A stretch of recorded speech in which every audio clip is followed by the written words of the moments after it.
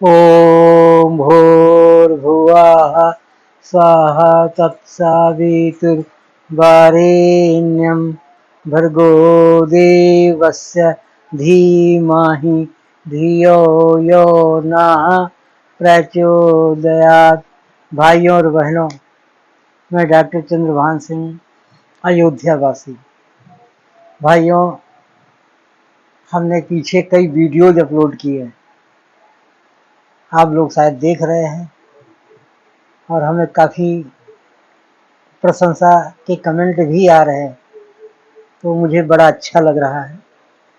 मैं मूल रूप से अयोध्या जी का रहने वाला हूँ और मैं गायत्री माता का उपासक हूँ। श्री गायत्री शांत कुंज हरिद्वार का आश्रम है हरिद्वार में, बहुत बड़ा आश्रम है और यहाँ पर मैं 2-3 महीने रह के कुछ खान पान, रहन सहन, आचार विचार, योगा, ध्यान, इस तरह से कुछ ट्रेनिंग भी किए। हालांकि योगा वगैरह मैं बचपन से ही करता आ रहा हूँ, लेकिन यहाँ रह के हमें जो उपलब्धियाँ हुई वो बहुत ऊंचे दर्जे की हुई। मुझे बड़ा अच्छा लगा। इसी बेस को रख के मैंने अपने वीडियोज यूट्यूब पर हिंदी में अपलोड करना शुरू किया और मुझे बड़ा अच्छा लगने लगा। और जो लोगों के प्रशंसा भरे कमेंट आने लगे तो और अच्छा लगने लगा। तो मैं अपने भाइयों एवं बहनों से सबसे विनती करता हूँ, प्रार्थना करता हूँ कि सारे लोग भक्ति में जीना सीखो। भक्ति में देखिए, कोई भी बात हम किसी भी तरह से करें, लेकिन अगर हम भक्ति में हैं तो भक्ति का परिणाम सबसे ऊंचा है। प्रभुदा सिमरन सब तो ऊंचा, भक्ति से ऊपर कुछ नहीं। नाम जपत मंगल दिस होई, नाम जपिए। कलयुग केवल नाम आधारा, सुमिर सुमिर नर उतर ही पारा। ये भक्ति करिए। आप किसी भी लाइन में हैं, किसी भी लाइन में कोई भी काम कर रहे हैं, चाहे विद्यार्थी हो, चाहे आप ऊंचे दर्जे के कोई ऑफिसर हो, चाहे आप चपरासी ही क्यों ना हो, चाहे आप कोई नीच से नीच काम करते हो, चाहे आप ऊंचा से ऊंचा काम करते हो, लेकिन भक्ति से ऊपर कुछ नहीं। ये शुरू करिए। और हमारे जीवन की जो सफलता है वो परमात्मा की देनी। जो ये सुंदर शरीर मिला है ये परमात्मा की देनी। जो ये अच्छा परिवार, सुंदर परिवार मिला है ये परमात्मा की देनी। जो घर के अंदर संपत्ति है, प्रॉपर्टी है, ये सब परमात्मा की देनी।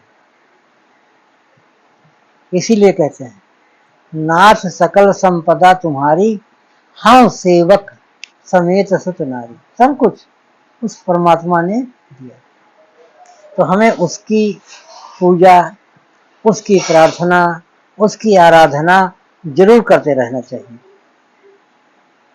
जिसने सब कुछ दिया है तो हमें उसका कृतज्ञ होना चाहिए, उसका आभारी होना चाहिए, है ना। किसी ने किसी को कुछ दे दिया, अगला आभार जताता है, थैंक यू बोलता है। उस परमात्मा ने बहुत कुछ दिया है तो हम लोगों को भी थैंक यू बोलना चाहिए।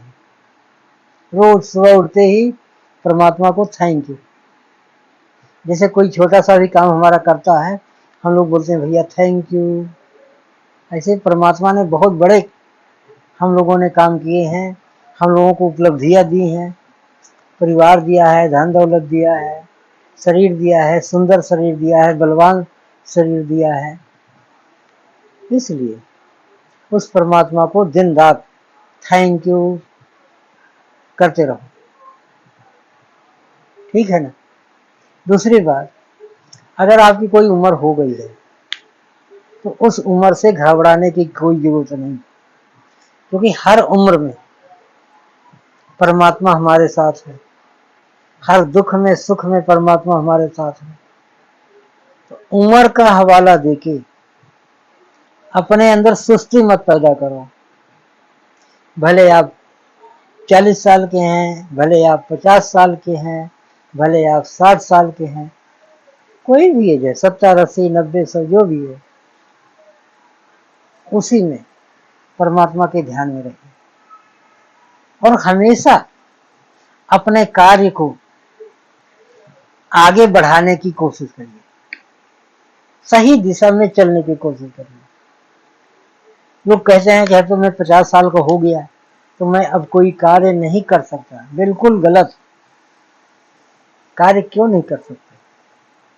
ये शरीर हिष्ट पुष्ट है, सुंदर है, भले आप 50 साल के हैं, भले आप 60 साल के हैं, नई जीवन की शुरुआत करिए।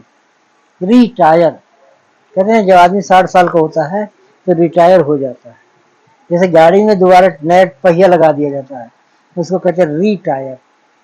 भले आप 60 के हैं, आपकी उम्र काफी हो चुकी है, लेकिन इसको ये समझो कि हमारे जीवन में अब नए सिरे से रिटायर लग गया है। अब हम फिर रीएक्टिवेट हो। Retire means reactivate.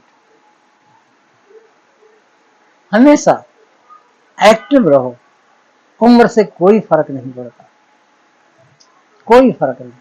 हमेशा एक्टिव रहो, हमेशा अपने तंदुरुस्ती के प्रति एक्टिव रहो, भगवान की भक्ति के प्रति एक्टिव रहो, कुछ नई नई चीजें सीखने के प्रति एक्टिव रहो। एक्टिवेशन बहुत जरूरी, बहुत जरूरी। एक्टिव रहना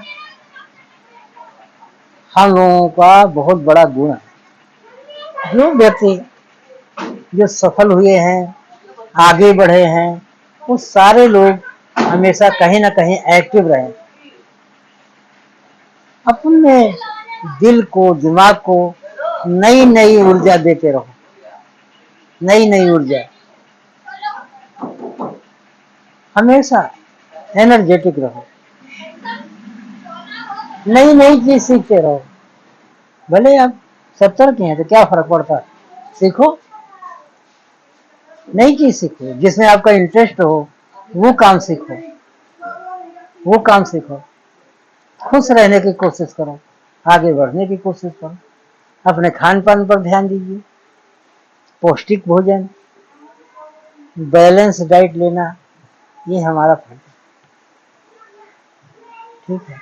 फालतू की चीजें, जैसे गंदी चीजें, गंदी चीजें मतलब ये नहीं, आप समझ रहे हैं, कि जो हमारे शरीर को नुकसान करे, जो हमारे तन मन को नुकसान पहुंचाए, हमें उन चीजों का त्याग करना है। अगर जो चीजें हमें नुकसान कराती हैं उनको हम गंदी चीजें कहते हैं। बाजारू चीजें कुछ नहीं खाना पीना, फालतू चीजें कुछ नहीं खाना पीना, जो पेट के अंदर जितनी जगह है उतना ही खाना पीना, भूख से एक रोटी कम खाना, पानी ज्यादा पीते रहिए, दिमाग तरोताजा रहेगा, हल्की फुल्की कसरत करते रहिए, शरीर एक्टिव रहेगा, जो खाओगे पियोगे सब हजम हो जाएगा। जो हो सके थोड़ा बहुत योगा भी करिए। नहीं अगर दिमाग में आ रहा है योगा करना, नजदीक में कोई कहीं ट्रेनिंग हो रही, योगा की ट्रेनिंग कर लीजिए, जिम चले जाइए, थोड़ा बहुत टहलते घूमते रहिए। तो शरीर को एक्टिव बनाना है, फुर्तीला बनाना है। ये सोच गया कि हम 70 साल के हो गए, अब हम कुछ नहीं कर सकते, ऐसा सोच के निगेटिविटी में नहीं जाना। ठीक है ना। हम अपने शरीर में, हमारी गांठें दर्द कर रही हैं, हमारा पेट खराब है, हमारा सिर खराब है, ऐसा सोच सोच के लाचार नहीं बनना है। इसको हमेशा एक्टिवेट रखो। बार बार अगर इसको ये कंप्लेंट करोगे कि हमारा सिर दर्द हो रहा है, हमारा पैर दर्द हो रहा है, तो और दर्द होने लगेगा। अच्छी तरह सांस ध्यान करो, अच्छी तरह से तेल वगैरह मालिश करो और अपने को एक्सरसाइज में उतारो, तो दिन में सारे सब खत्म हो जाएंगे। सुबह उठते ही बोलो कि हमारे शरीर में कोई दर्द नहीं है, मैं पूर्ण स्वस्थ हूँ, परमात्मा को धन्यवाद करता हूँ। आपका शरीर देखो निरोग हो जाएगा, सारी तकलीफ दूर हो जाएगी। करके देखिए।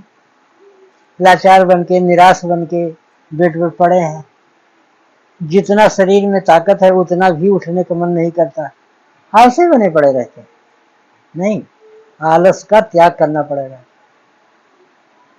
शरीर को तंदुरुस्त बनाना है, एक्टिव बनाना है, बलिष्ठ बनाना है, तो आलस का त्याग करना पड़ेगा। नई नई चीजों को सीखना पड़ेगा, अच्छे अच्छे लोगों का साथ करना पड़ेगा, तभी ना कुछ बनोगे। सीखने की कोई उम्र नहीं, सीखने की कोई एज नहीं। नई नई चीज जरूर सीखो, कोई वाद्य यंत्र बजाना सीखो, हारमोनियम, ढोल, मृदंग, कुछ भी, अपना इंटरेस्ट उसमें जगाओ। गीता पढ़ो, रामायण पढ़ो और अच्छी अच्छी किताबें पढ़ो, अच्छे अच्छे लोगों का साथ करो। देखिए आपका जीवन कितना सुखमय होगा, कितना आनंदमय होगा। सीखो। There is no age of learning, सीखने की कोई उम्र नहीं। और अपना सुधार करते जाओ। अपना सुधार संसार की सबसे बड़ी सेवा। Self improvement is the best service of the world.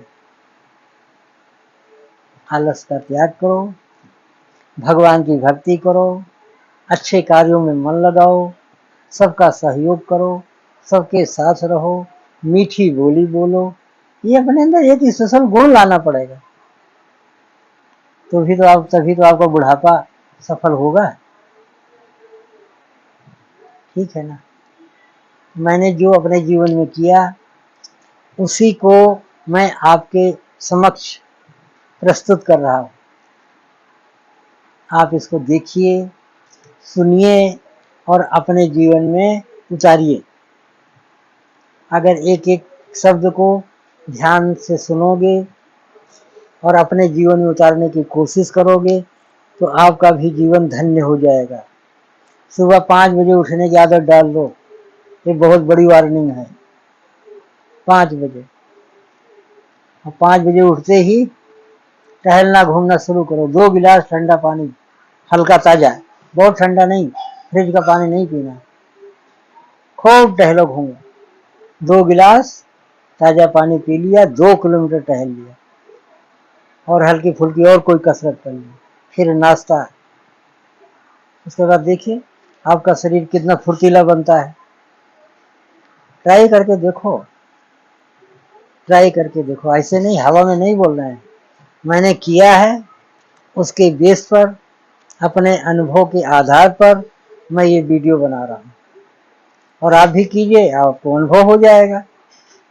और हमें कमेंट में लिखिए, वीडियो अच्छी लगी तो कमेंट में लिखिए, वीडियो नहीं अच्छी लगी तो कमेंट में लिखिए, हमें क्या सुधार करना है उसको भी कमेंट में लिखिए।